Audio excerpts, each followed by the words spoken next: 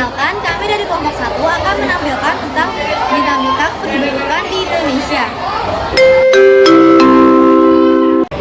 Kamu tahu nggak sih pertumbuhan produk Indonesia terus naik dalam 5 tahun.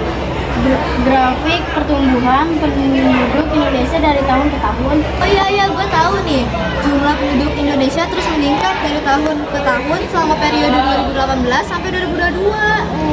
Meskipun lalu peningkatan mungkin bervariasi dari tahun ke tahun, tren keseluruhan menunjukkan pertumbuhan penduduk yang konsisten.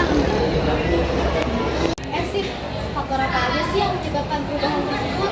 Faktor yang menyebabkan terjadinya perubahan sosial disebabkan oleh faktor internal, perubahan penduduk, penemuan baru dan konflik dalam masyarakat, dan satu lagi faktor eksternal, yaitu faktor alam, peperangan, pengaruh budaya masyarakat lain, lingkungan fisik, dan struktur. Kamu tahu nggak apa saja dampak positif dan negatif bagi penduduk Indonesia? Aku tahu sih, dampak positif adalah pertumbuhan ekonomi meningkat, permintaan barang konsumsi, penerusan biaya produksi, dan dampak negatif sulit mencari pekerjaan, mahal harga-harga bahan pangan, biaya pendidikan dan kesehatan.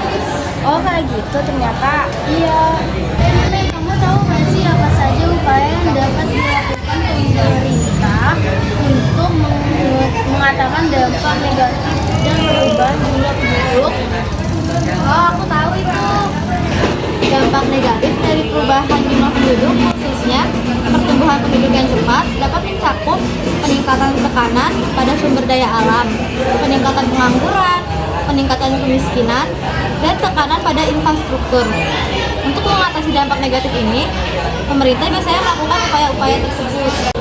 Oh iya sih, kamu juga tahu nggak sih bagaimana pengaruh urbanisasi terhadap dinamika penduduk di Indonesia? Kayaknya aku tahu deh, bahkan laju pertumbuhan penduduk yang pesat di daerah perkotaan sehingga menimbulkan masalah terhadap lingkungan.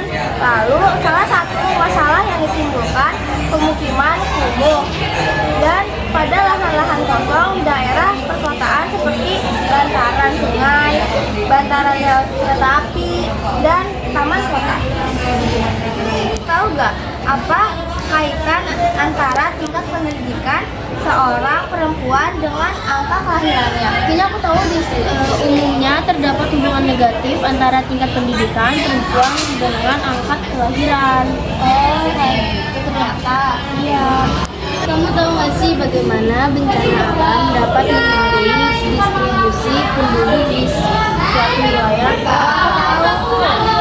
Beberapa kota dan desa mengalami peningkatan populasi yang signifikan secara bencana alam, seperti California, beberapa tempat di kiblat bagi penduduk yang mengungsi di daerah sekitar.